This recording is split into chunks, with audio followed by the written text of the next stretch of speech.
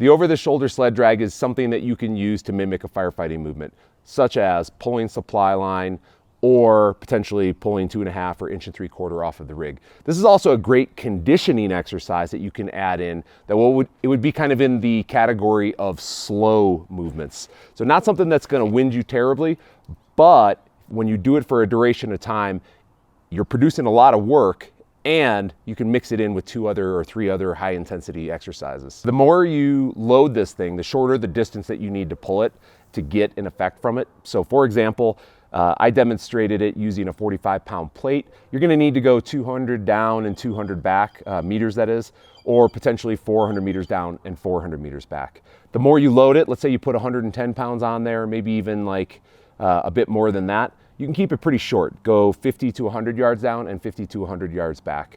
And that can be a good slow movement to add in. That's not necessarily easy.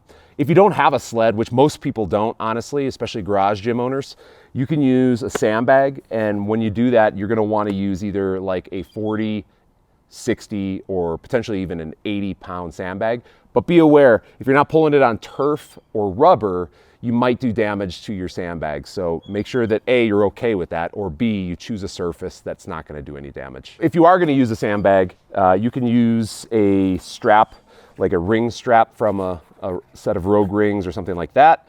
You could use a 2-inch piece of webbing with a single carabiner, but all you're gonna do is just clip the end of the sandbag itself, and that's how you're gonna drag it, no big deal. For this one, I like to keep the handles on the other end. So if you are using 2-inch webbing, sew some hand loops in there, or potentially just tie a nice knot so that you can slide your hands through as needed.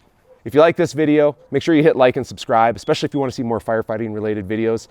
We always appreciate it, and we'll keep these videos coming.